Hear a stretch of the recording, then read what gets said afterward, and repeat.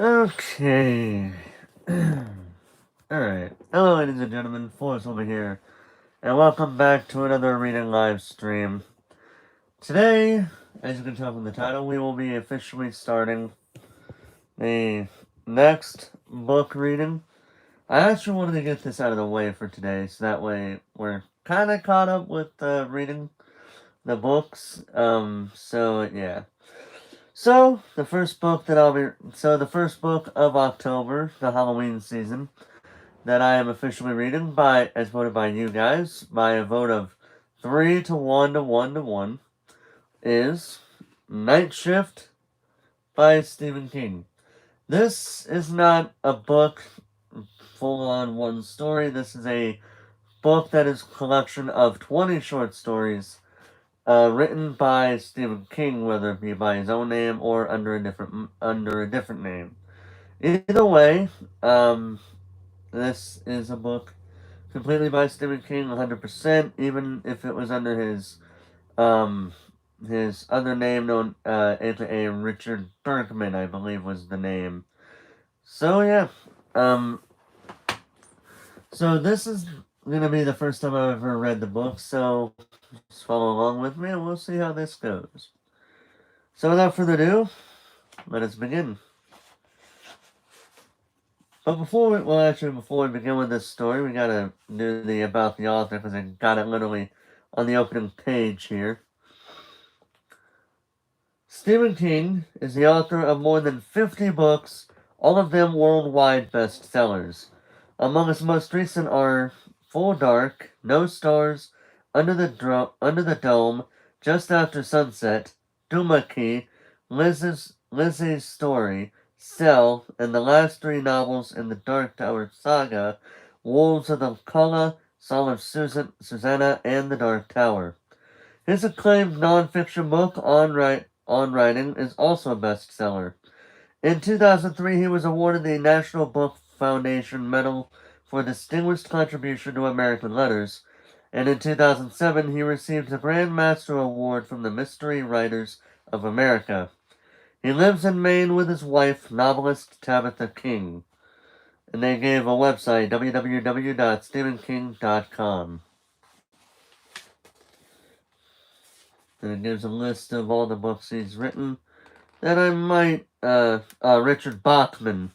I had the first name right, but not the second name. But still, yeah.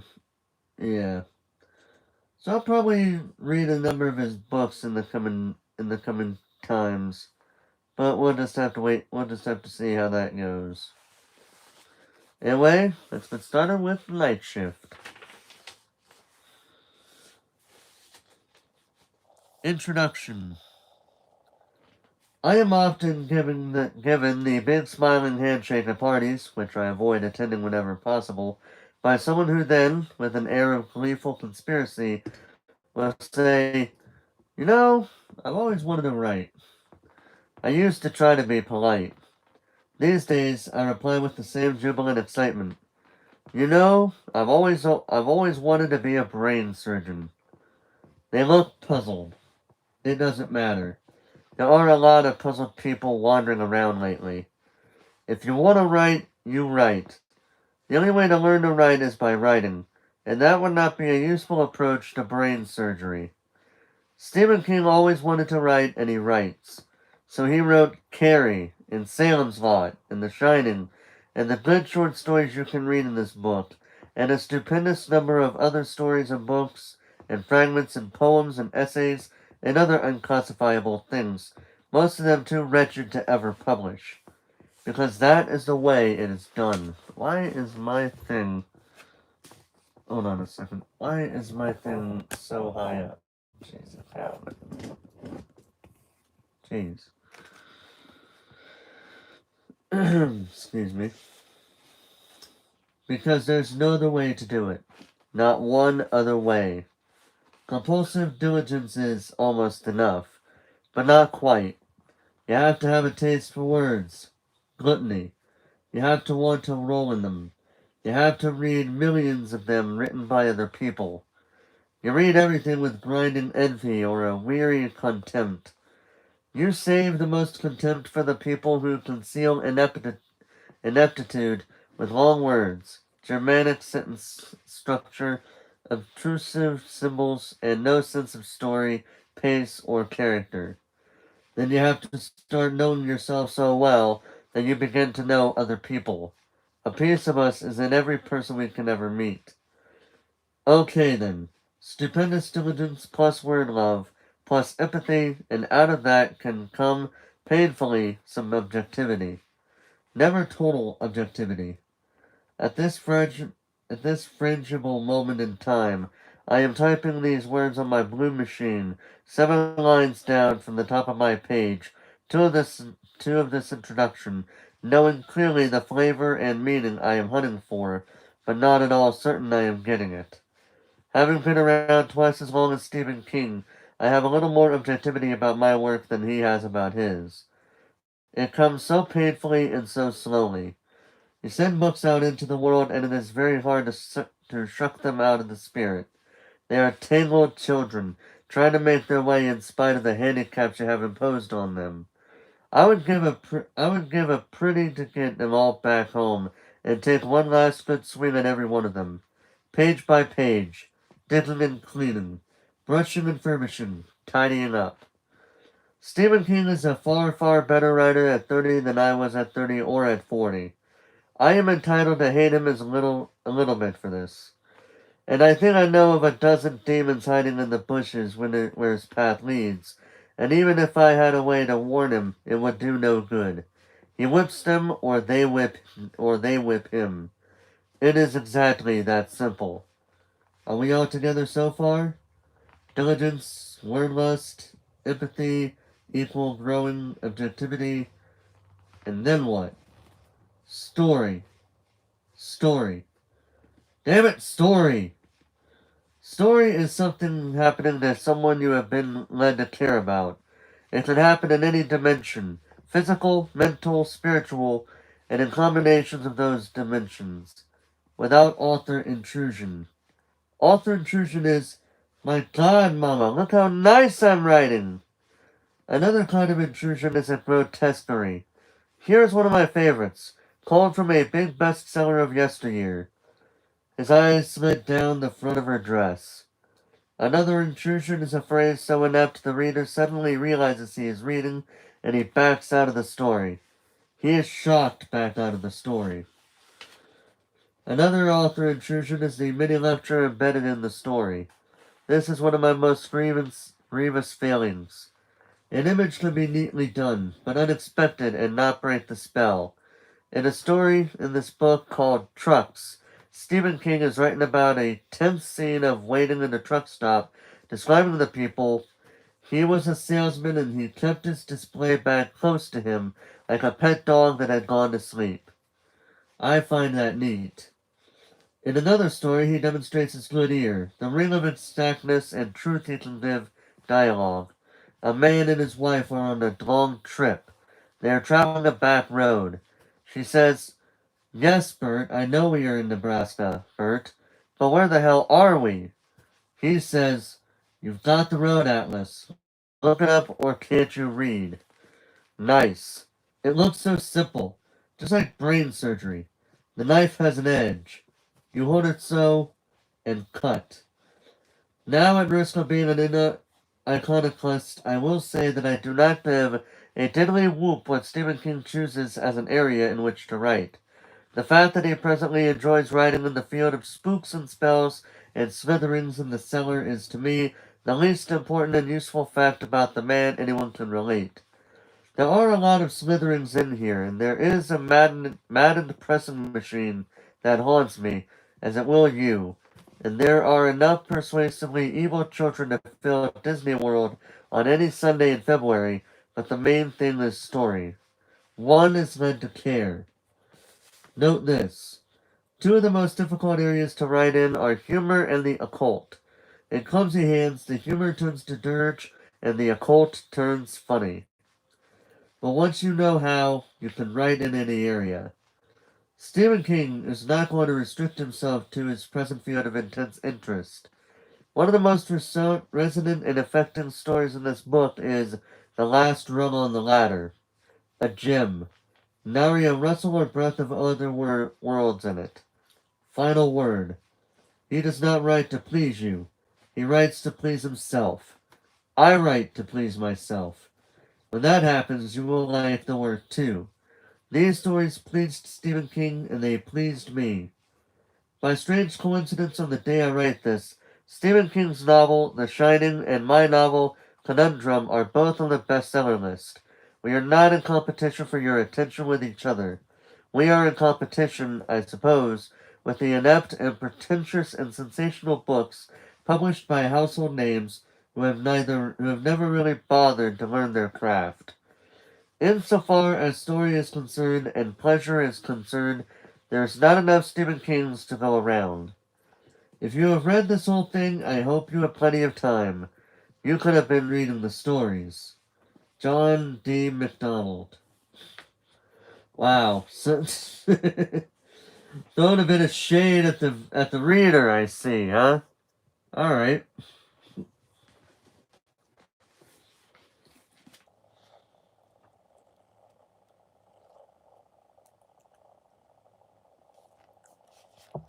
Forward. Let's talk, you and I. Let's talk about fear. The house is empty as I write this. A cold February rain is falling outside. It's night. Sometimes when the wind blows the way it's blowing now, we lose the power. But for now it's on, and so let's talk very honestly about fear. Let's talk very rationally about moving to the ruin of madness, and perhaps over the edge. My name is Stephen King. I am a grown man with a wife and 3 children. I love them, and I believe that the feeling is reciprocated. My job is writing, and it's a job I like very much. The stories, Carrie, Salem's Lot, and The Shining, have been successful enough to allow me to write full time, which is an enviable thing to be able to do. At this point in my life, I seem to be reasonably healthy. Here I have been able to reduce my cigarette habit from the unfiltered brand I had smoked since I was 18 to nicotine and tar brand, and I still hope to quit completely. My family and I live in a pleasant house beside a relatively unpolluted lake in Maine. Last fall, I awoke one morning and saw deer standing on the back lawn by the picnic table. We have a good life. Still, let's talk about fear. We won't raise our voices and we won't scream. We'll talk rationally, you and I. We'll talk about the good fabric of things sometimes has a way of unraveling with shocking suddenness. At night when I go to bed, I still am in pains to be sure that my legs are under the blankets after the lights go out. I'm not a child anymore, but I don't like to sleep with one leg sticking out. Because if a cool hand ever reached out from under the bed and grasped my ankle, I might scream. Yes, I might scream to wake the dead. That sort of thing doesn't happen, of course, and we all know that. In the stories that follow, you will encounter all manner of night creatures, vampires, demon lovers, a thing that lives in the closet, all sorts of other terrors. None of them are real. The thing under my bed waiting to grab my ankle isn't real. I know that, and I also know that if I'm careful to keep my foot under the covers, it will never be able to grab my ankle. Sometimes I speak before groups of people who are interested in writing or in literature, and before the question and answer period is over, someone always rises and asks the question, why do you choose to write about such gruesome subjects? I usually answer this with another question. Why do you assume that I have a choice? Writing is a catch as catch can sort of occupation. All of us seem to come equipped with filters on the floors of our minds, and all the filters have differing sizes and meshes. What catches in my filter may run right through yours. What catches in yours may pass through mine, no sweat. All of us seem to have a built-in obligation to sift through the sludge that's caught in our respective mind filters, and what we find there usually develops into some sort of sideline. The accountant may also be a photographer. The astronomer may collect coins. The school teacher may do gravestone rubbings and charcoal. The sludge caught in the mind's filter, the stuff that refuses to go through frequently, becomes each person's private obsession. In civilized society, we have an unspoken agreement to call our obsessions hobbies. Sometimes a hobby can become a full-time job. The accountant may discover that he can make enough money to support his family taking pictures. The school teacher may become enough of an expert on grave robbings to go on the lecture circuit. Rubbings to go on the lecture circuit. And there are some professions which begin as hobbies and remain hobbies even after the practitioner is able to earn his living by pursuing his hobby. But because hobby is such a bumpy, common sounding little word, we also have an unspoken agreement that we will call our professional hobbies the arts.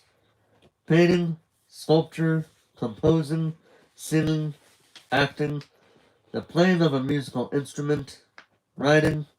Enough books have been written on these 7 subjects alone to sink the fleet of luxury liners. And the only thing we seem to be able to agree upon about them is this: that those who practice these arts honestly would continue to practice them even if they were not paid for their efforts, even if their efforts were criticized or even reviled, even on pain of imprisonment or death. To me, that seems to be a pretty fair definition of obsessional behavior. It applies to the plain hobbies as well as the fancy ones we call the arts. Gun collectors sport bumper stickers reading, "You will take my gun only when you pry my cold dead fingers from it."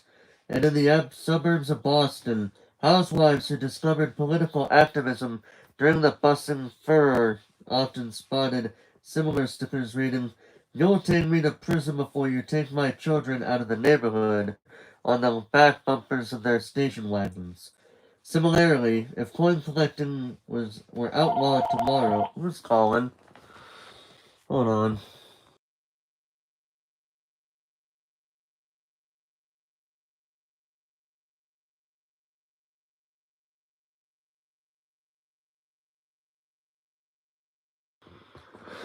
That was nobody. That was nobody important. We're moving on. Similarly, if coin collecting were outlawed tomorrow, the astronomer very likely wouldn't turn in his steel pennies and buffalo nickels. He'd wrap them carefully in plastic, sink them to the bottom of his toilet tank, and gloat over them after midnight. We seem to be wandering away from the subject of fear, but we really haven't wandered very far. The sludge that catches in the mesh of my drain is often the stuff of fear. My obsession is with the machine. I didn't write any of the stories which follow for money, although some of them were sold to magazines before they appeared here, and I never once returned a check uncashed. I may be obsessional, but I'm not crazy. Yet, I repeat, I didn't write them for money. I wrote them because it occurred to me to write them. I have a marketable obsession. There are madmen and madwomen in padded cells the world over who are not so lucky. I am not a great artist, but I have always felt impelled to write. So each day I sift the sludge anew, going through the cast-off bits and pieces of observation, of memory, of speculation, trying to make something out of the stuff that didn't go through the filter and down the drain into the subconscious. Lois Leamore, the Western writer, and I might both stand at the edge of a small pond in Colorado, and we both might have an idea at exactly the same time. We might both feel the urge to sit down and try to work it out in words. His story might be about water rights in a dry season. My story would more likely be about some dreadful hulking thing rising out of the still waters to carry off sheep and horses and finally people. Lois Leamore's obsession centers on the history of the American West. I tend more toward things that slither by starlight. He writes westerns. I write fearsomes. We're both a little nuts. Excuse me. The arts are obsessional, and obsession is dangerous. It's like a knife in the mind. In some cases, Dylan Thomas comes to mind, and Ross Lethbridge and Hart Crane and Sylvia Plath the knife can turn savagely upon the person wielding it. Art is a localized illness, usually benign.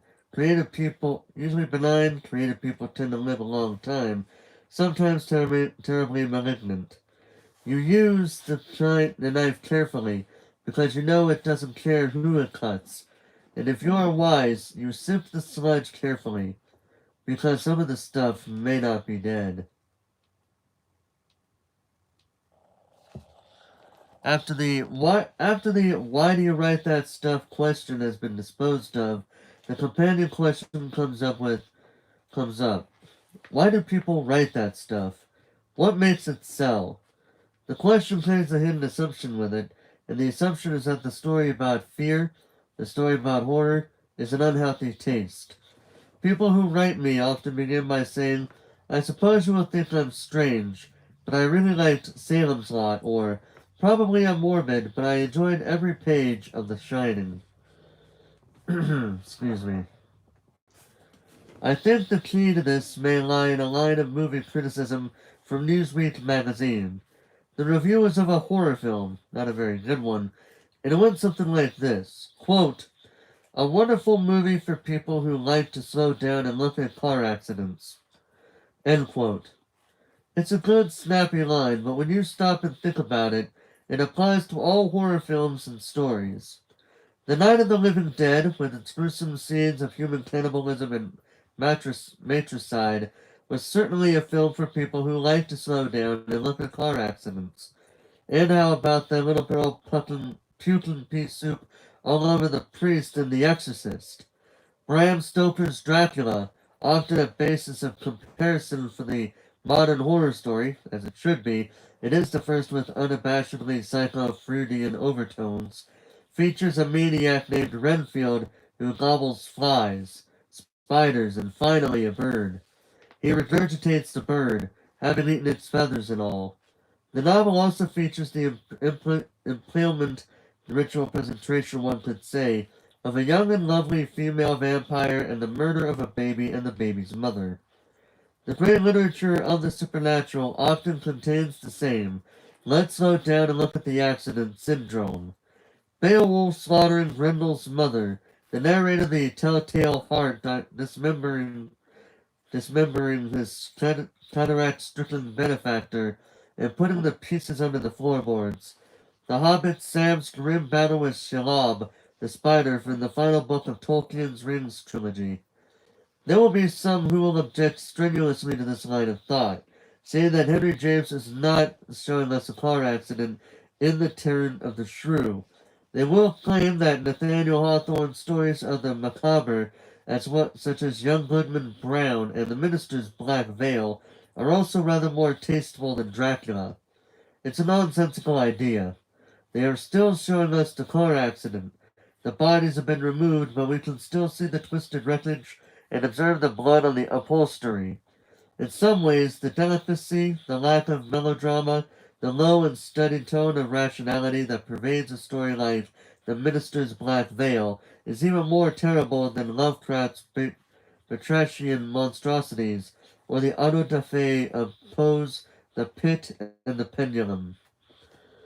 The fact is, and most of us know this in our hearts, that very few of us can forego an uneasy peek at the wreckage bracketed by police cars and road flares on the turnpike at night. Senior citizens pick up the paper in the morning and immediately turn to the ordinary column so they can see who they outlive. But what the hell? Okay, Forrest, you completely misread a word. Let's try that sentence again. Senior citizens pick up the paper in the morning and immediately turn to the obituary column so they can see who they outlived. All of us are uneasily transfixed for a moment when we hear that a Dan Blocker has died, a Freddie Prinze, a Janis Joplin. We feel terror mixed with an odd sort of glee when we hear Paul Harvey on the radio telling us that a woman walked into a propeller blade during a rainsfall at a small country airport, or that a man in a giant industrial blender was vaporized immediately when a coworker stumbled against the controls. No need to belabor the obvious. Life is full of horrors small and large, but because the small ones are the ones we can comprehend, they are the ones that smack home with all the force of mortality. Our interest in these pocket horrors is undeniable, but so is our own revulsion. The two of them mix uneasily, and the byproduct of the mix seems to be guilt, a guilt which seems not much different from the guilt that used to accompany sexual awakening. It is not my business to tell you not to feel guilty, any more than it is my business to justify my novels or the short stories which follow. But an interesting parallel between sex and fear can be observed. As we become capable of having sexual relationships, our interest in those relationships awakens. The interest, unless perverted somehow, tends naturally toward copulation and the continuance of the species. As we become aware of our own unavoidable termination, we become aware of the fear emotion. And I think that, as copulation tends toward self-preservation, all fear tends toward a comprehension of the final ending. There is an old fable about 7 blind men who grabbed 7 different parts of an elephant. One of them thought he had a snake, one of them thought he had a giant palm leaf, one of them thought he was touching a stone pillar. When they got together, they decided they had an elephant. Fear is the emotion that makes us blind. How many things are we afraid of? We're afraid to turn off the lights when our hands are wet. We're afraid to stick a knife into the toaster to get the stuck English muffin without unplugging it first. We're afraid of what the doctor may tell us when the physical exam is over, when the airplane suddenly takes a great unearthly lurch in midair. We're afraid that the oil may run out, that the good air will run out, the good water, the good life. When the daughter premised to be in by 11 and it's now 12:15 and sleet is spatting against the window like dry sand, we sit and pretend to watch Johnny Carson and look occasionally at the mute telephone, and we feel the emotion that makes us blind, the emotion that makes a stealthy ruin of the thinking process.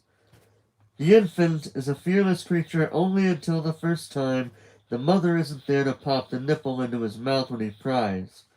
The toddler quickly discovers the blunt and painful truths of the slamming door, the hot burner, the fever that goes with the croup, or the measles. Children learn fear quickly. They pick it up off the mother or father's face when the parent comes into the bathroom and sees them with the bottle of pills or the safety razor. Fear makes us blind, and we touch each fear with all the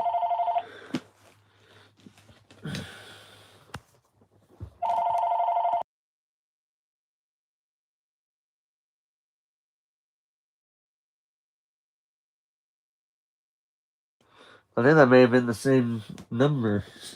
If it says spam risk, I'm not answering that phone. Get out of here. Anyway, fear makes us blind, and we touch each fear with all the avid curiosity of self-interest, trying to make a whole out of 100 parts, like the blind men with their elephant. We sense the shape. Children grasp it easily, forget it, and relearn it as adults. The shape is there, and most of us come to realize what it is sooner or later. It is the shape of a body under a sheet. All our fears add up to one great fear. All our fears are part of that great fear.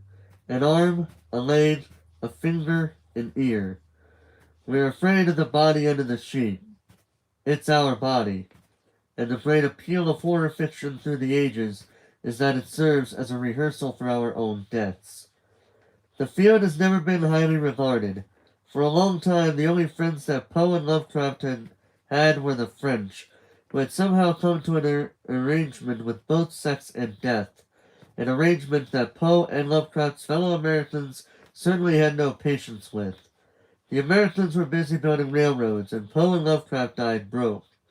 Tolkien's Middle-earth fantasy went kicking around for 20 years before it became an above-ground success, and Kurt Vonnegut, whose book so often deal with the death rehearsal idea, has faced a steady wind of criticism, much of it mounting to hysterical pitch.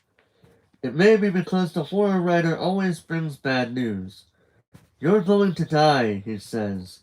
He's telling you to never mind Oral Roberts and his something good is going to happen to you, because something bad is also going to happen to you, and it may be cancer, and it may be a stroke, and it may be a car accident, but it's going to happen.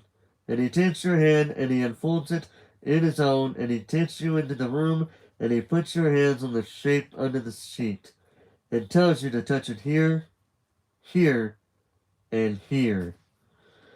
Of course, the subjects of death and fear are not the horror writer's exclusive province.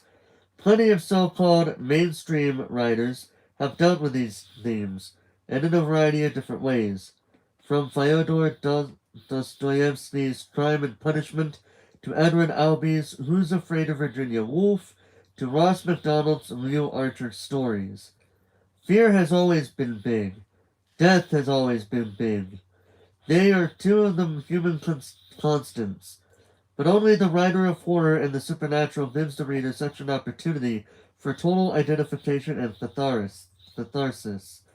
Those working in the genre with even the faintest understanding of what they are doing know that the entire field of horror and the supernatural is a kind of filter screen between the conscious and the subconscious. Horror fiction is like a central subway station in the human psyche between the blue line of what we can safely internalize and the red line of what we need to get rid of in some way or another. When you read horror, you don't really believe what you read. You don't believe in vampires, werewolves, trucks that suddenly start up and drive themselves. The horrors that we all do believe in are of the sort that Dostoevsky and Albee and MacDonald write about. Hate and alienation, growing lovelessly old, tottering out into a hostile world on the unsteady waves of adolescence. We are, in our real everyday worlds, often like the masks of comedy and tragedy, grinning on the outside, grimacing on the inside. There's a central switching point somewhere inside, a transformer maybe, where the wires leading from these two masks connect. And that is the place where the horror story so often hits home.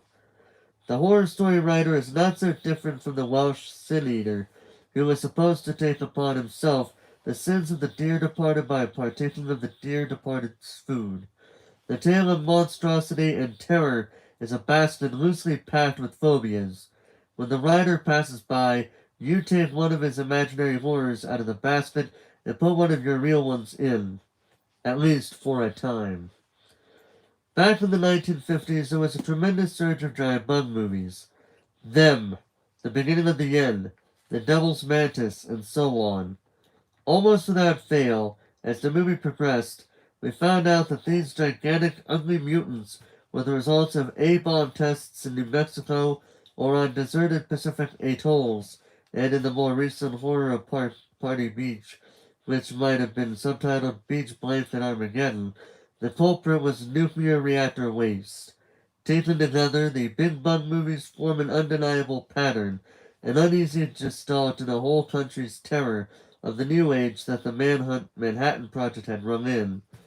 Later in the 50s, there was a cycle of teenage horror movies, beginning with I Was a Teenage Werewolf, and culminated with such epics as Teenagers from Outer Space and The Blob, in which the beardless Steve McQueen battled a sort of jello mutant with the help of his teenaged friends. In an age when every weekly magazine contained at least one article on the rising tide of juvenile delinquency, the teenager fright films expressed a whole country's uneasiness with the youth revolution even then brewing. When you saw Michael Landon turn into a werewolf in a high school leather jacket, a connection happened between the fantasy on the screen and your own floating anxieties about the nerd and the hot rod that your daughter was dating. To the teenagers themselves, I was one of them and speak from experience, the monsters spawned in the least American international studios gave them a chance. The least American international studios gave them a chance to see someone even uglier than they felt themselves to be. What were a few pimples compared to the shambling thing that used to be a high school kid and I was a teenage Frankenstein? This same cycle also expressed the teenagers' own feeling that they were being unfairly put upon and put down by their elders, and that their parents just did not understand. The movies are formulaic, as so much of horror fiction as is written or filmed, and what the formula expresses most clearly is a whole generation's paranoia. A paranoia no doubt caused in part by all the articles their parents were reading. In the films, some terrible, warty horror is menacing in Elmville. The kids know because the flying saucer landed near Lover's Lane. In the first reel, the warty horror kills an old man in a pickup truck. The old man was unfailingly played by Alicia Cook Jr. In the next three reels, the kids try to convince their elders that the warty horror is indeed slinking around. Get out of here before I lock you all up for violating the curfew! Elmville's police chief growls just before the monster slithers down Main Street, laying waste in all directions. In the end, it is the quick-thinking kids who put an end to the warty horror, and then go off to the local hangout to suck up chocolate malteds and jitterbugs to some forgettable tune as the end credits ran. That's three separate opportunities for catharsis in one cycle of movies. Not bad for a bunch of low-budget epics that were usually done in under 10 days. It didn't happen because the writers and producers and directors of those films wanted it to happen. It happened because the horror tale lives most naturally at that connection point between the conscious and subconscious, the place where both image and allegory occurs most naturally and with the most devastating effect. There is a direct line of evolution between I Was a Teenage Werewolf and Stanley Kubrick's A Clockwork Orange, and between Teenage Monster and Brian De Palma's film Carrie. Great horror fiction is almost always allegorical. Sometimes the allegory is intended, as in Animal Farm in 1984, and sometimes it just happens. J.R.R. Tolkien swore up and down that the Dark Lord of Mordor was not Hitler in fantasy dress, but the theses and term papers to just that effect go on and on. Maybe because, as Bob Dylan says, when you got a lot of knives and forks, you gotta cut something. The works of Edward Albee, of Steinbeck, Camus, Faulkner, they deal with fear and death, sometimes with horror, but usually these mainstream writers deal with it in a more normal real-life way. Their work is set in the frame of a rational world. They are stories that could happen. They are on the subway line that runs through the external world. These are other writers. There are other writers, James Joyce, Faulkner again, poets such as T.S. Eliot and Sylvia Plath and Ian Sexton, whose work is set in the land of the symbolic unconsciousness. They are on the subway line running into the internal landscape. But the horror writer is almost always at the terminal joining the two, at least if he is on the mark. When he is at his best, we often have that weird sensation of being not quite asleep or awake. When time stretches and skews, when we can hear voices but cannot make out the words or the intent, when the dream seems real and the reality dreamlike. That is the strange and wonderful terminal. Hill House is there, in that place where the trains run both ways, with its doors that swing sensibly shut. The woman in the room with the yellow wallpaper is there, crawling along the floor with her head pressed against that faint grease mark. The Barrow writes that menaced Frodo and Sam were there, and Pickman's model, the Wendigo, Norman Bates and his terrible mother.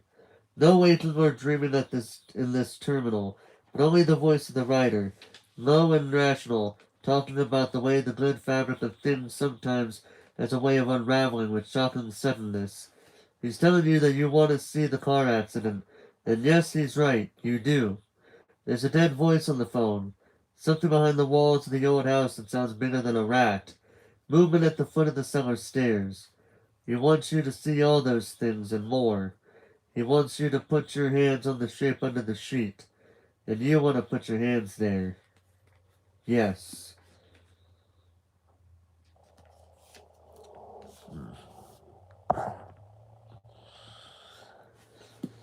Hmm. These are some of the things I feel that the horror story does, but I am firmly convinced that it must do one more thing. This above all others. It must tell a tale that holds the reader or the listener spellbound for a little while, lost in a world that never was, never could be. It must be like the wedding test that stoppeth one of three. All my life I was a writer. I've been committed to the idea that in fiction the story value holds dominance over every other facet of the writer's craft. Characterization, theme, mood. None of those things is anything if the story is dull. And if the story does hold you, all else can be forgiven. My favorite line to that effect came from the from the pen of Edgar Rice Burroughs, no one's candidate for a great world writer, but a man who understood story values completely. On page 1 of The Land That Time Forgot, the narrator finds a manuscript in a bottle. The rest of the novel is a presentation of that manuscript. The narrator says, quote, "Read one page and I will be forgotten." It's a pledge that Burroughs makes good on. Many writers with his talents greater than his have not.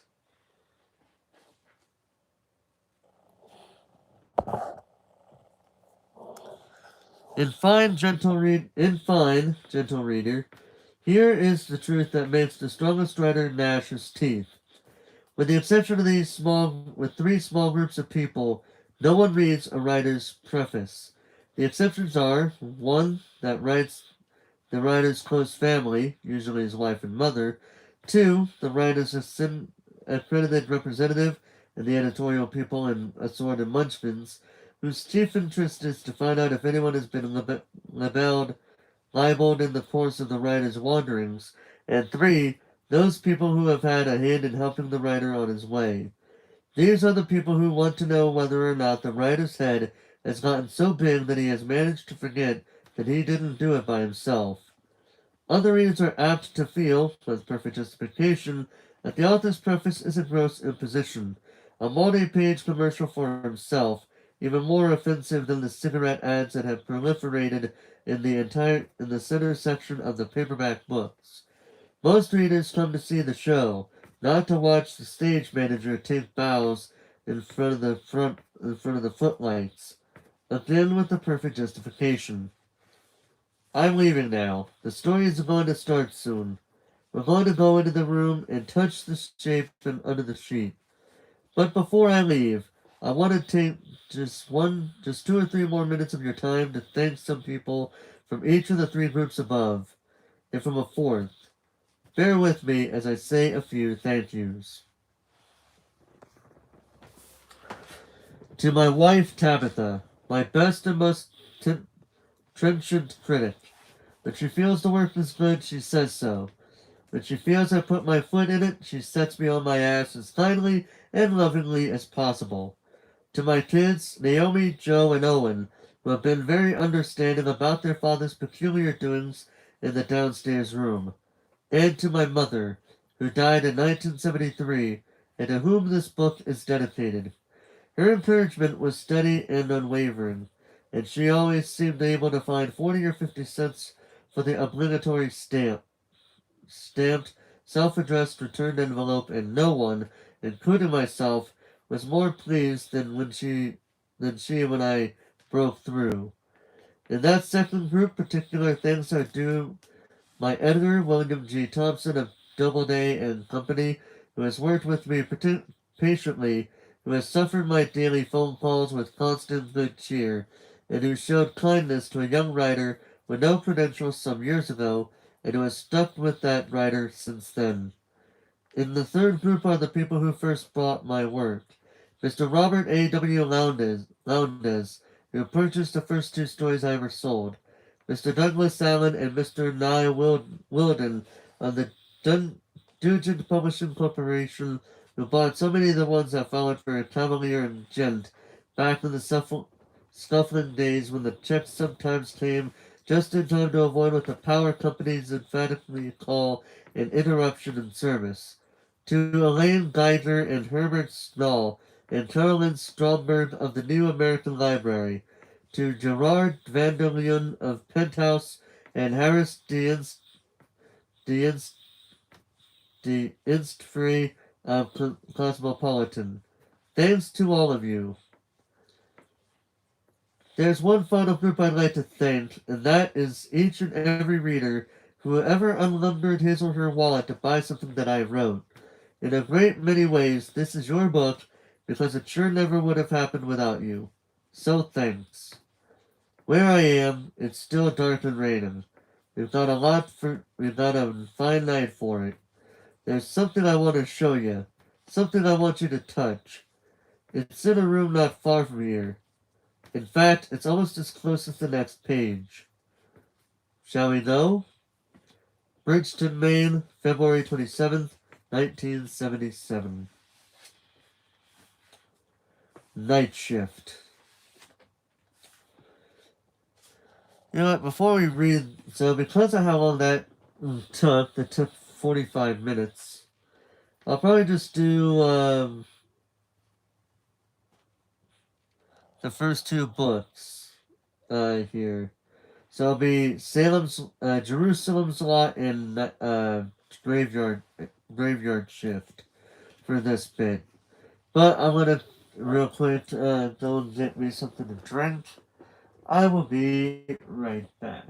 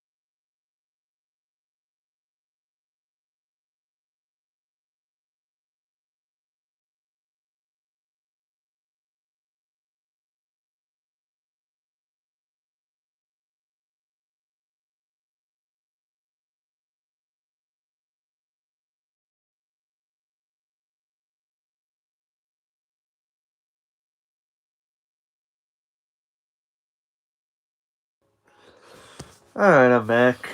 I have returned. Alright. But like I said, because of how it took me nearly an hour to read through that, I'll probably read the first two stories here. They being Jerusalem's Lot and Graveyard Shift.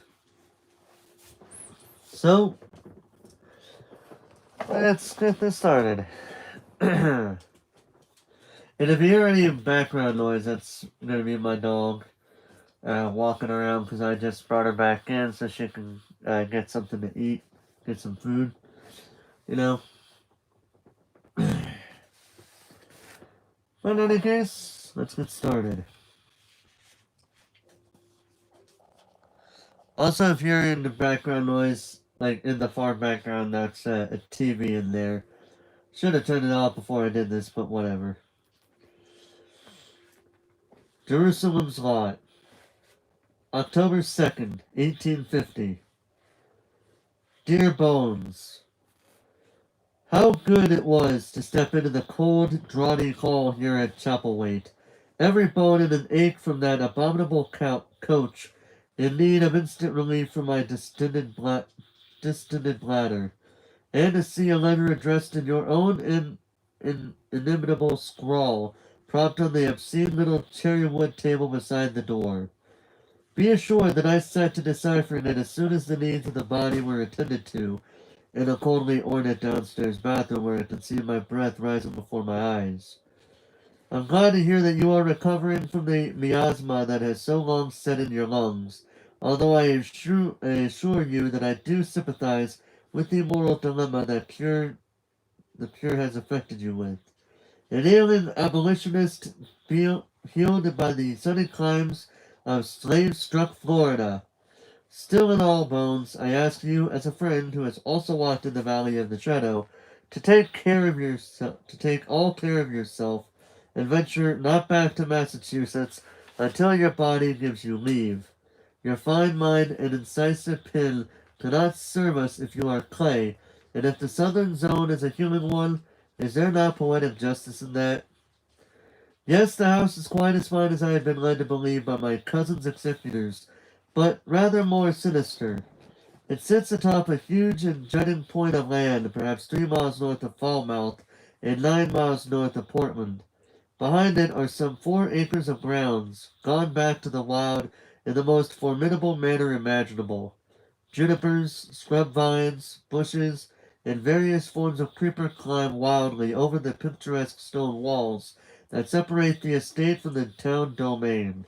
Awful imitations of Greek statuary peer blindly through the rack from atop various hillocks. They seem, in most cases, about to lunge at the passer-by. My cousin Stephen's tastes seem to have run the gamut from the unacceptable to the downright horrific. There's an odd little summer house which has been nearly buried in scarlet sumac and a grotesque sundial in the midst of what was once have been a garden. It adds the final lunatic touch. But the view from the parlor more than excuses this. I command a dizzying view of the rocks at the foot of Chapelwaite, Head and Atlantic itself. A huge bellied bay window looks out on this, and a huge toad-like secretary stands beside it. It will do nicely for the start of the novel, of which I have talked so long, and no doubt tiresomely. Today has been gray with occasional splatters of rain. As I look out, all seems to be a study in slate. The rocks, old and worn as time itself, the sky, and of course the sea, which crashes against the granite fangs below with a sound which is not precisely sound but vibration. I can feel the waves with my feet even as I write. The sensation is not a wholly unpleasant one. I know you disapprove of my solitary habits, dear Bones, but I assure you that I am fine and happy. Calvin is with me as practical, silent, and as dependable as ever, and by midweek I am sure that between the two of us we shall have straightened our affairs and made arrangement for necessary deliveries from town, and in a company of cleaning women to begin blowing the dust from this place. I will close. There's so many things as yet to be seen, rooms to explore, and doubtless 1,000 pieces of exer- exer- execrable furniture to be viewed by these tender eyes. Once again, my thanks for the touch of familiar brought by your letter, and for your continuing regard. Give my love to your wife, as you both have mine. Charles.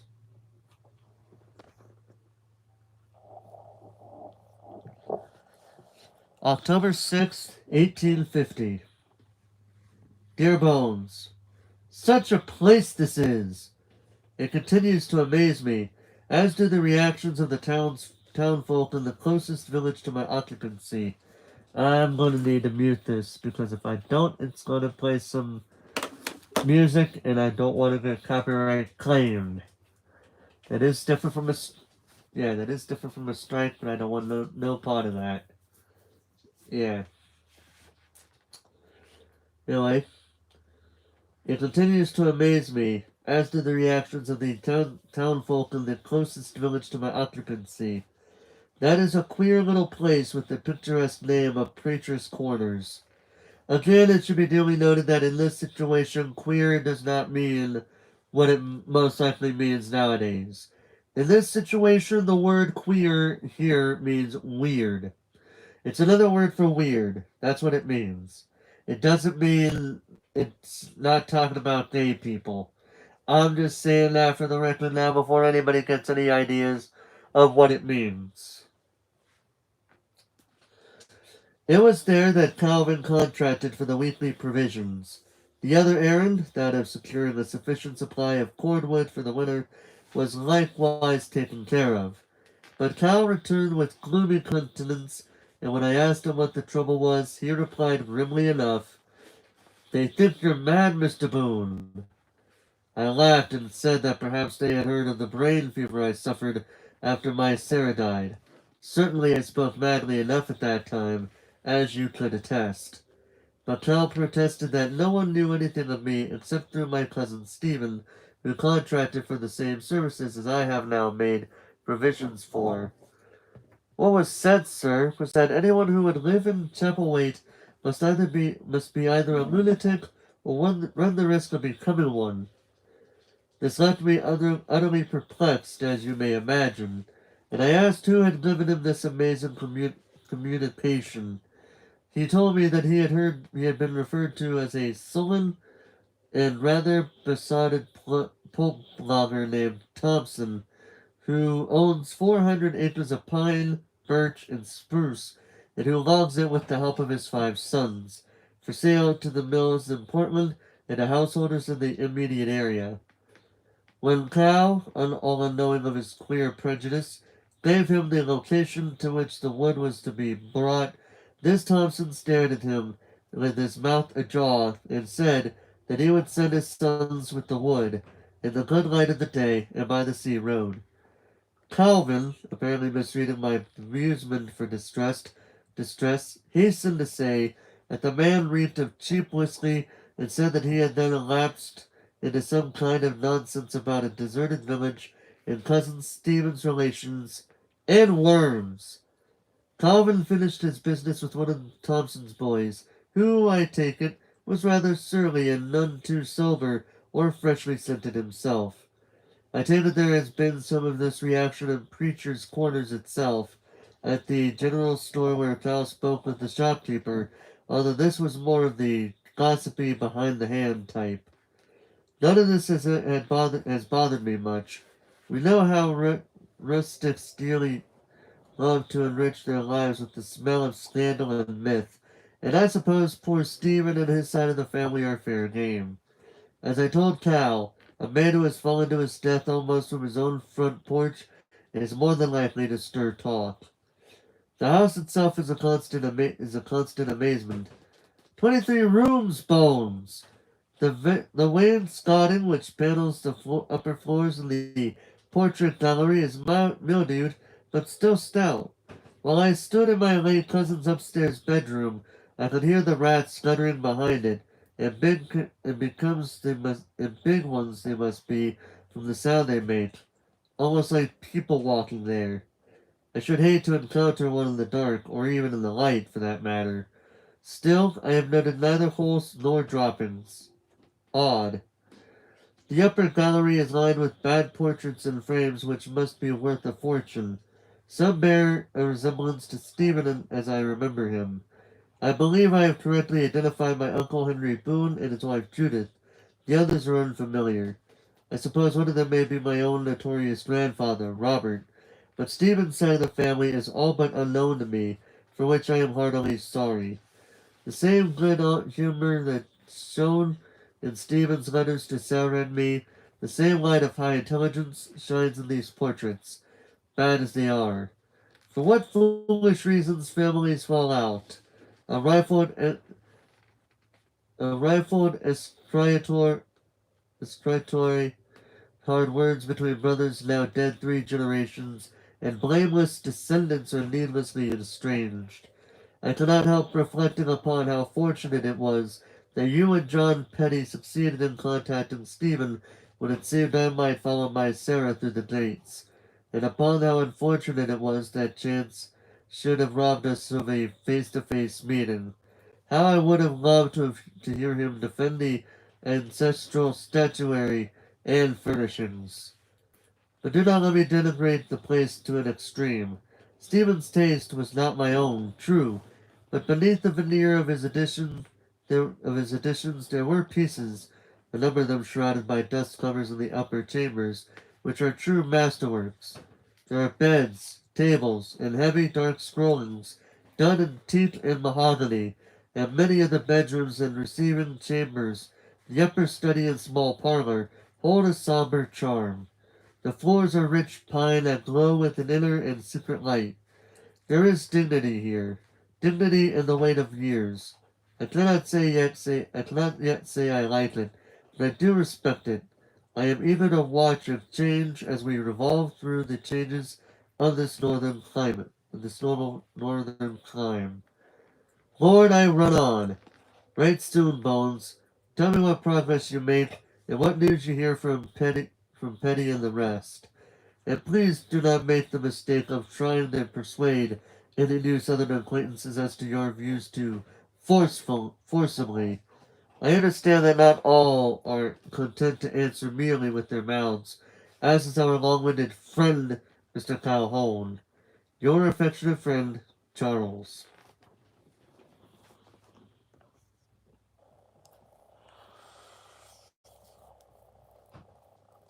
See here.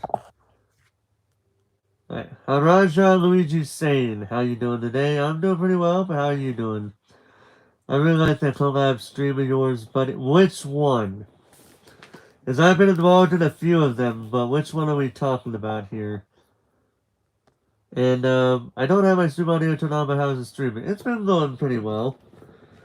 Took an hour to read through the opening bit before I finally started the book itself, but it's going pretty well, actually, if I had to say so myself.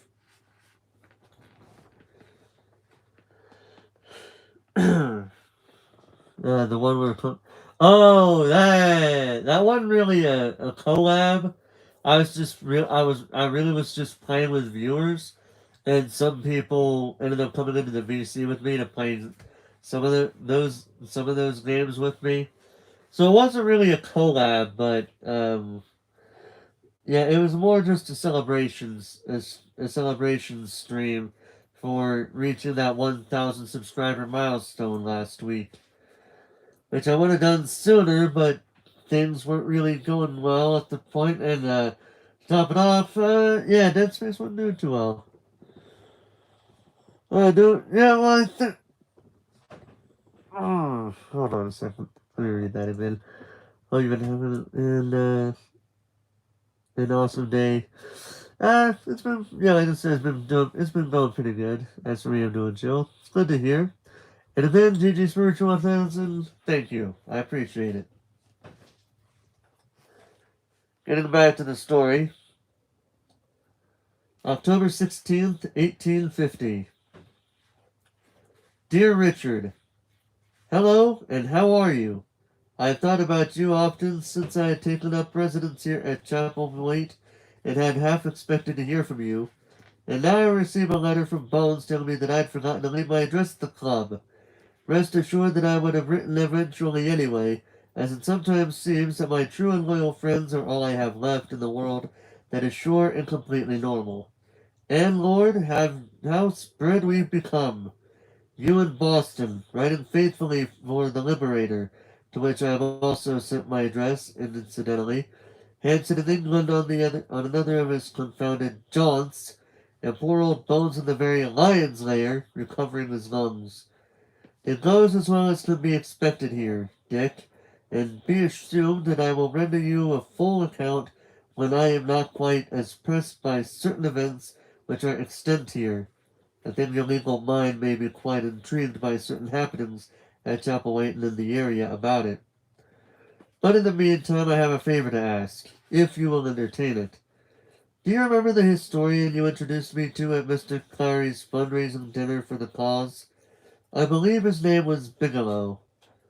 At any rate, he mentioned that he made a hobby of collecting odd bits of historical lore which pertain to the very area in which I am now living. My favorite, then, is this. Would you contact him and ask him what facts, bits of folklore, or general rumor, if any, he may be conversant with about a small deserted village called Jerusalem's Lot near a township called Preacher's Corner at the Royal no, on the Royal River? The stream itself is a tributary of the Androscoggin and flows into that river approximately 11 miles above the river's emptying place near Chapelwaite. It would gratify me intensely, and more important, may be a matter of some moment. In looking over this letter, I feel I have been a bit short with you, Dick, for which I am heartily sorry.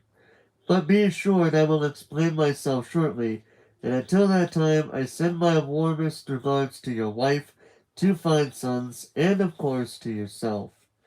Your affectionate friend, Charles. What story are you? Alright, let's see here. Number 16 is my favorite day of the year. It's up to you when I ask this, but what is so special about it? Now, of course, you don't have to answer the question if you don't want to. I'm not going to force you to. But I'm just kind of curious. And what story am I reading? I am reading this short story titled Jerusalem's Lot, which is apparently a prequel to Salem's Lot. And the crazy part is this book has both the prequel and the sequel to Salem's Lot. So I'm guessing the book is telling me you should get Salem's Lot. You know?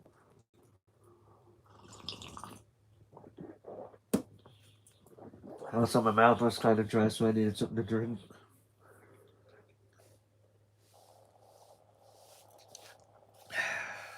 There we go.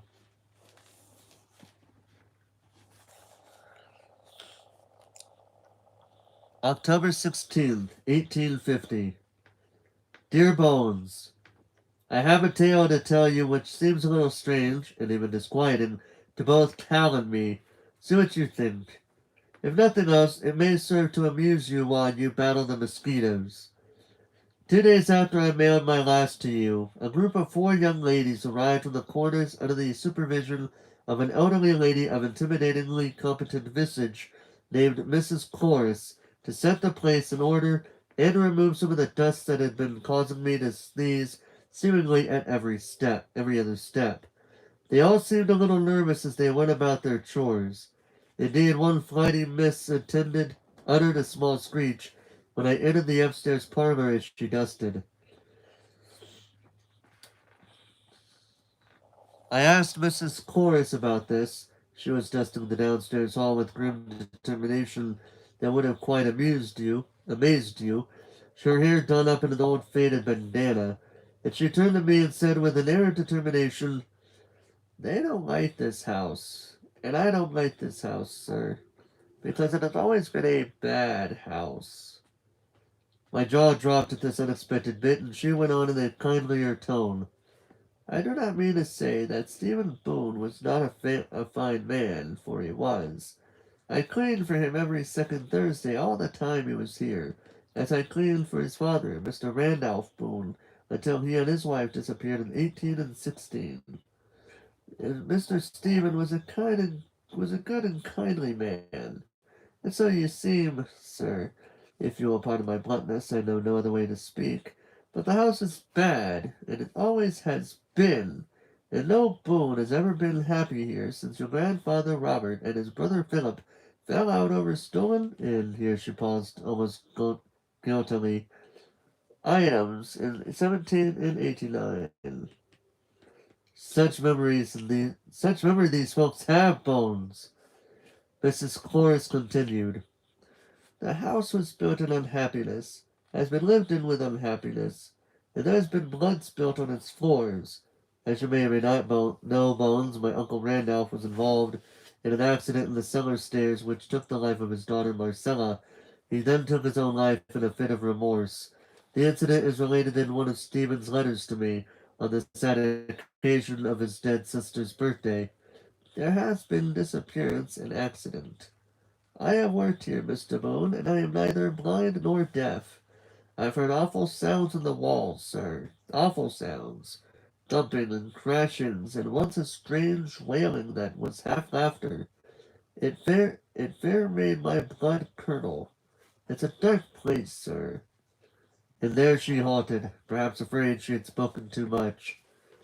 As for myself, I hardly knew whether to be offended or amused, curious or merely matter of fact. I'm afraid that amusement won the day. And what do you suspect, Mrs. Cloris? Ghosts rattling chains? But she only looked at me oddly. Ghosts there may be, but it's not ghosts in the walls. It's not ghosts that wail and blubber like the damned and crash and blunder away in the darkness. It's come, Mrs. Cloris, I prompted her. You've come this far. Now can you finish what you've begun? The strangest expression of terror, pique, and, I would swear it, religious awe passed over her face. Some die not, she whispered. Some live in the twilight shadows between the serve. Him. And that was the end. For some minutes I continued to tax her, but she grew only more obstinate and would say no more. At last I desisted, fearing she might gather herself up and quit the premises. Premises. This is the end of one episode, but a second occurred the following evening. Calvin had laid a fire downstairs, and I was sitting in the living room, drowsing over a copy of The Intelligencer and listening to the sound of wind-driven rain on the large bay window. I felt comfortable as only one can on such a night, when all is miserable outside, and all is warmth and comfort inside. But a moment later, Cal appeared at the door, looking excited and a bit nervous. Are you awake, sir? He asked. Barely, I said. What is it? I found something upstairs. I think you should see, he responded, with the same air of suppressed excitement. I got up and followed him. As we climbed the wide stairs, Calvin said, I was reading a book in the upstairs study, a rather strange one, when I heard a noise in the wall. Rats, I said. Is that all? He paused on the landing, looking at me sullenly.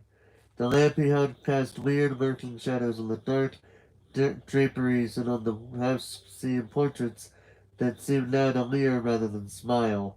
Outside the window rose to a brief scream and then subsided grudgingly. No rats, Paul said. There was a kind of blundering, thudding sound from behind the bookcases, and then a horrible gurgling. Horrible, sir, and scratching, as if something were struggling to get out. Get at me! You can imagine my amazement, Bones. Calvin is not the type to go away to hysterical flights of imagination. I began to see that there was a mystery here, after all, and perhaps an ugly one indeed. What then? I asked him. We had resumed down the hall, and I could see the light from the study spilling forth onto the floor of the gallery. I viewed it with some trepidation. The night seemed no longer comfortable. The scratching noise stopped. After a moment, the thudding, shuffling sounds began again, this time moving away from me. It paused once, and I swear I heard a strange, almost inaudible laugh. I went to the bookcase and began to push and pull, thinking there might be a partition or a secret door. You found one? Cal paused at the door to the study. No, but I found this. He stepped in and I saw a square black hole in the left case. The books at that point were nothing but dummies, and what Cal had found was a small hiding place. I flashed my lamp within it and saw nothing but a thick fall of dust which must have been decades old. There was only this, Cal said quietly, handing me a yellow foolscap. The thing was a map, drawn in spider-thin strokes of black ink, the map of a town or village. There were perhaps 7 buildings, and one, clearly marked with a steeple, bore this legend beneath, 2, the worm that doth corrupt. In the upper left corner, to what would have been the northwest of this little village, an arrow pointed. Inscribed beneath it, Chapelwaite.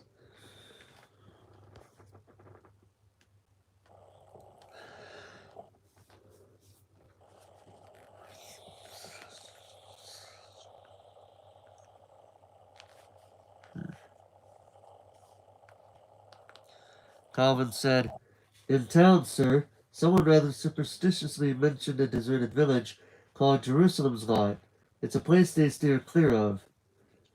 "But this?" I asked, fingering the odd legend below the steeple. "I don't know." The memory of Mrs. Cloris, adamant yet fearful, passed through my mind. "The worm," I muttered.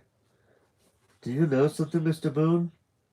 Perhaps it might be amusing to have a look for this town tomorrow. Do you think, Cal?" He nodded, eyes lighting. I spent almost an hour after this looking for some breach in the wall behind the cubbyhole Cal had found, but with no success. Nor was there a recurrence of the noises Cal had described. We retired with no further adventure than the night. On the following morning, Calvin and I set out on our rambles through the woods. The rain of the night before had ceased, but the sky was somber and lowering. I could see Cal looking at me with some doubtfulness, and I hastened to reassure him that should I tire, or the journey prove too far, I would not hesitate to call a halt to the affair. We had equipped ourselves with a picnic lunch, a fine buck-white compass, and, of course, the odd and adjacent map of Jerusalem's Lot. It was a strange and brooding day. Not a bird seemed to sing nor an animal to move as we made our way through the great and gloomy stands of pine to the south and east. The only sounds were those of our own feet and the steady pound of the Atlantic against the headlands. The smell of the sea, almost preternaturally heavy, was our constant companion. We had gone no more than 2 miles when we struck an overgrown road of what I believe were once called the corduroy variety. This tended in our general direction, and we struck off along it, making brisk time. We spoke little. The day, with its still and ominous quality, weighed heavily on our spirits. At about 11 o'clock we heard the sound of rushing water. The remnant of road took a hard turn to the left, and on the other side of the boiling, slaty little stream, like an apparition, was Jerusalem's Lot. The stream was perhaps 8 feet across, spanned by a moss-grown footbridge. On the far side, Bones, stood the most perfect little village you might imagine, understandably weathered, but amazingly preserved. Several houses, done in what austere yet commanding forms for which the Puritans were justly famous, stood clustered near the steeply sheared bank. Further beyond, along a weed-grown thoroughfare, stood 3 or 4 of what might have been primitive business establishments, and beyond that, the spirit of the church marked on the map rising up to the gray sky and looking grim beyond description with its pure paint and tarnished leaden cross. The town is well this the town is well named, Klaus said softly beside me. We crossed to the town and began to poke through it. And this is where my story grows slightly amazing, Bones. So prepare yourself. Yeah, I'm gonna prepare myself real quick. I need to use the restroom. I can feel it coming. I'll be right back, guys. Don't worry.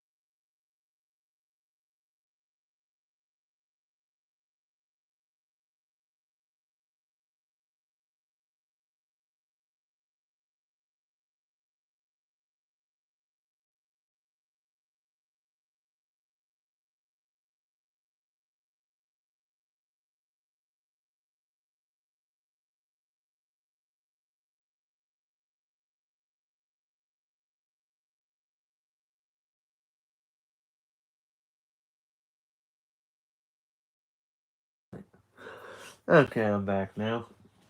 Took a bit long, but we're back. Don't worry. Alright.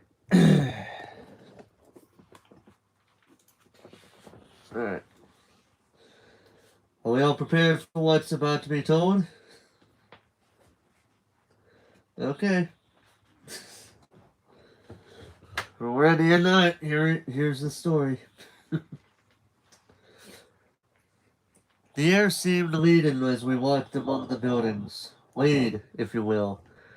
The edifices were in a state of decay.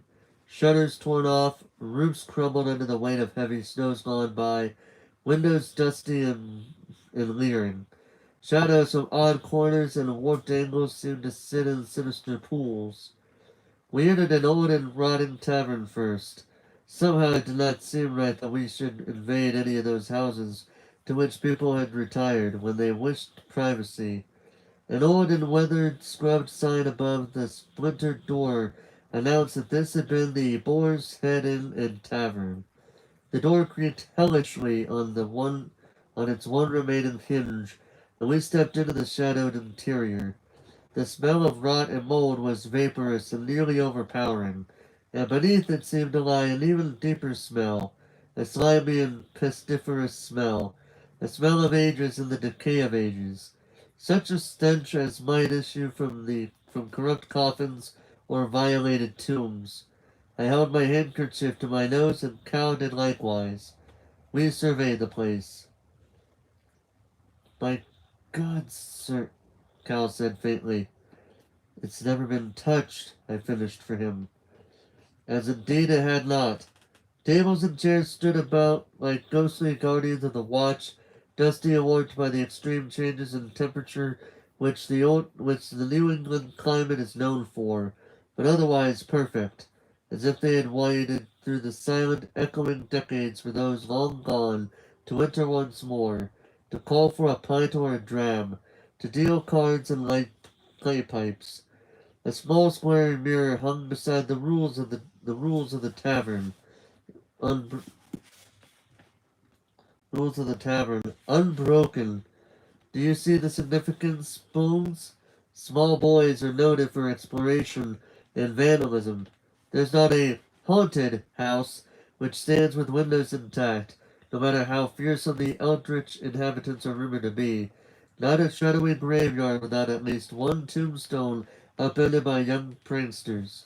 Certainly there must be a score of young pranksters in preachers' quarters, not 2 miles from Jerusalem's lot. Yet the innkeeper's glass, which must have cost him a nice sum, was intact, as were the other fragile items we found in our pokings. The only damage in Jerusalem's lot has been done by impersonal nature. The implication is obvious. Jerusalem's lot is a shunned town. But why? I have a notion, but before I even dare hint at it, I must proceed to the unsettling conclusion of our visit. We went up to the sleeping quarters and found beds made up, pewter and water pitchers neatly placed beside them. The kitchen was likewise untouched by anything save the dust of the years and that horrible sunken stench of decay. The tavern alone would be an antiquarian's paradise. The wondrously clear kitchen stove alone would fetch a pretty price at Boston auction. "What do you think? What do you think, Cal?" I asked when we had emerged again into the uncertain daylight. "I think it's bad business, Mr. Boone," he replied in this doleful way, "and that we must see more to know more." We gave the other shops scant notice. There was a hostelry with molding leather goods still hung on rusted flat nails, the chandeliers, a workhouse with oak and pine still stacked within, a smithy. We entered 2 houses as we made our way toward the church at the center of the village. Both were perfectly in the Puritan mode, full of items a collector would give his arm for, both deserted and full of the same rotten scent. Nothing seemed to live or move in all of this but ourselves. We saw no insects, no birds, not even a cobweb fashioned in a window corner, only dust. At last we reached the church. It reared above us, grim, uninviting, and cold. Its windows were black with the shadows inside, and any godliness or sanity we had departed from it long ago. Of that I am certain. We mounted the steps, and I placed my hand on the large iron door pull. A set dark look passed from myself to Calvin and back again. I opened the portal. How long since that door has been touched? I would say with the confidence that mine was the first in 50 years, perhaps longer. Rust clogged hinges screamed as I opened it. The smell of rotten decay which smote us was nearly palpable.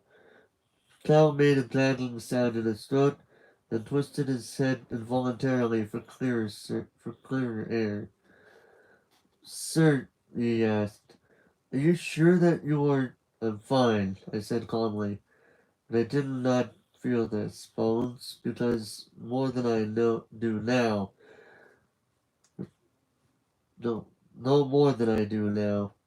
I believe with Moses, with Jeroboam, with increased Mather, and with our own Hanson, for he is in a philosophical temperament, that there were spiritually noxious places, buildings where the cosmos,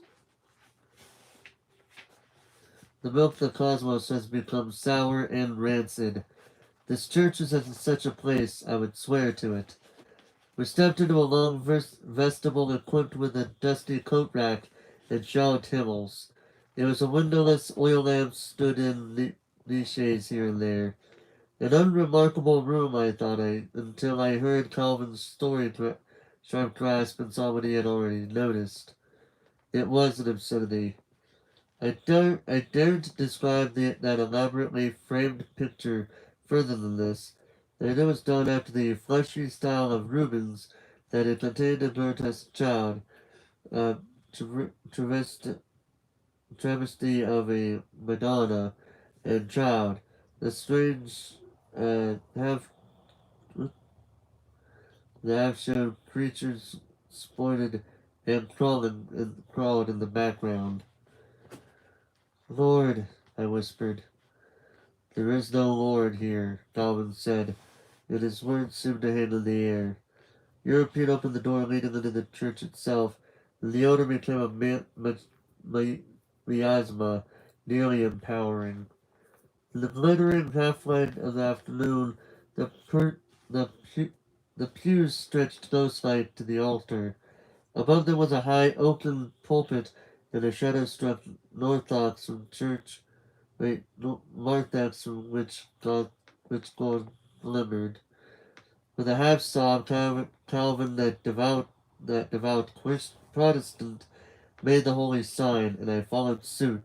For the gold was large, beautifully wrought cross, but it was hung upside down by.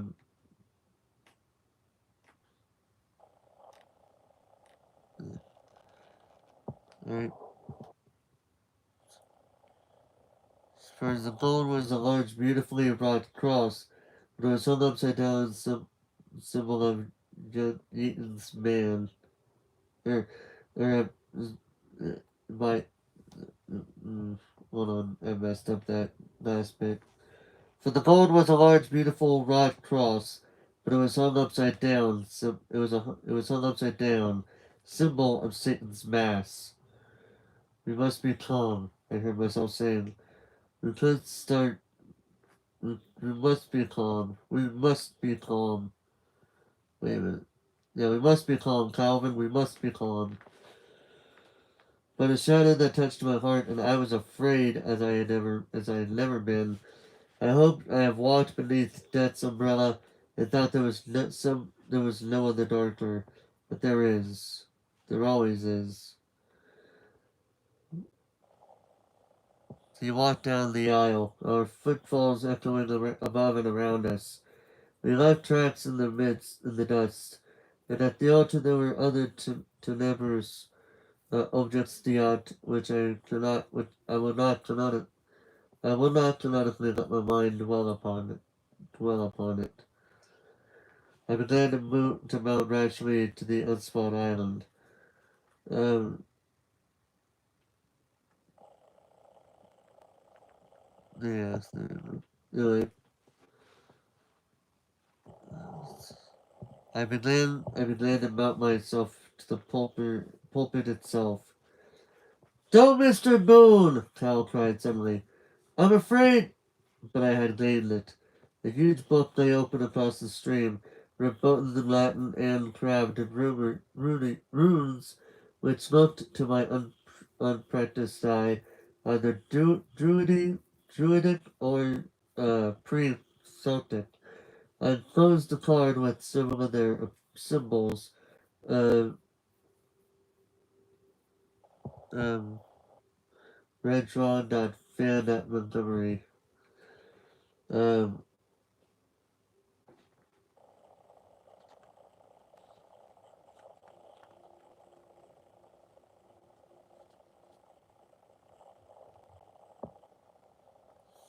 hmm,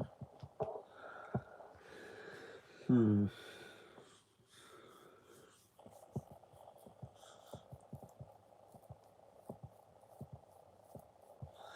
Let's see here. Yeah, right here. Okay. I closed the book and looked at the words stamped into the leather. De Vermi de Mysteries.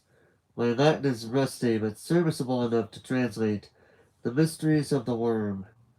As I touched it, that accursed church in Calvin's white, upturned face seemed to swim before me.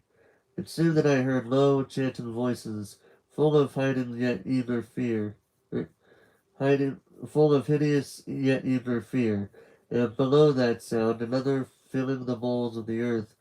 An hallucination, I doubt not, but at the same time, the church was filled with this very real sword, which I can only describe as a huge and macabre turning beneath my feet. The, pur- the pulpit trembled beneath my fingers. The decorated cross trembled on the wall. We exited another town, and I, leaving the place to its own darkness, and neither of us dared look back until we had crossed the rude planks spanning the stream.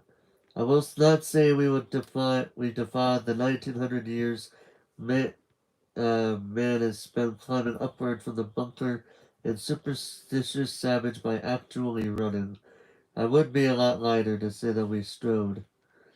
This is my take. You mustn't shadow your recovery.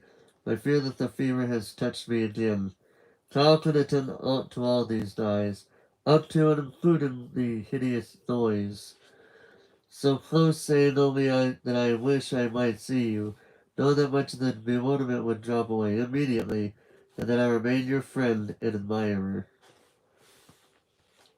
Charles. Let me get something to drink. Hold on a second.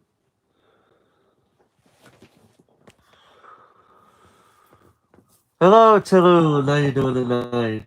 To go to class soon, so bye. Have a good night. You as well, Raja. Have a good rest of your school day and day if I don't see you.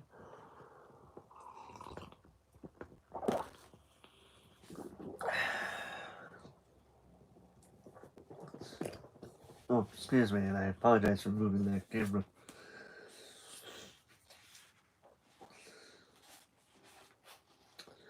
October 17th, 1850. Dear Gentlemen, in the most recent edition of your catalog of household items, i.e., summer 1850, I noticed a preparation which is titled Ratsbane.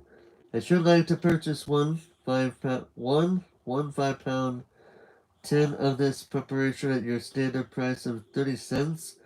Enclosed return postage, please mail to Calvin McCann, Chapelwaite, Preacher's Corners, Cumberland County, Maine.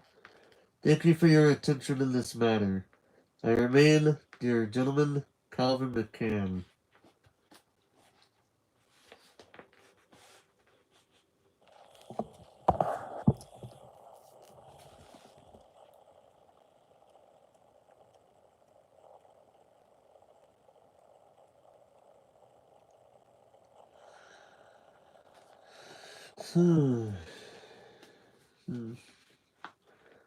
Yeah, I should just find a stopping point in the middle of the book, middle of this reading. Because this is 17 pages. And I'm feeling a bit tired, so I might read part of the book and then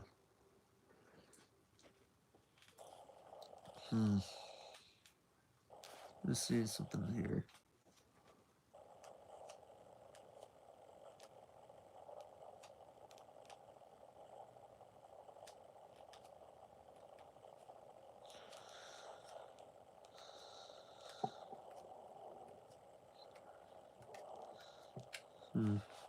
Actually, I might just do this here. Do that here. Because it is almost 2 hours from that. It's already been 2 hours. And I probably would have gotten far into this had I not read the introduction and forward. The forward and introduction. So what I might do is what I'll do is I'll take a break from this. I'll leave the bookmark where it's at right now because we're on a letter where it started at the top of the page. And then come back later tonight to finish the rest of this story and reading Night Shift. Because I am feeling a bit tired and or Graveyard Shift, I mean, not Night Shift, sorry. But still, I might just take a bit of a break and then come back later tonight with this. But for now, and I know I don't like making this very sudden, especially when I know we're in the middle of a short story in this situation. But it just has to be done because it's almost 2 hours and I'm nowhere near done with the story yet. So we'll just hold it off here for the moment and I'll come back later tonight with the story as well as maybe doing 1 or 2 other things. We'll see what happens. But in any case, guys, thank you guys for watching this first bit of Night Shift. Like I said, I'll come back later tonight with this and maybe 1 or 2 other things. We'll see. But for now, that'll be it. Hope you guys enjoyed this first bit. And until next time, this is Forrest Walpole, signing off.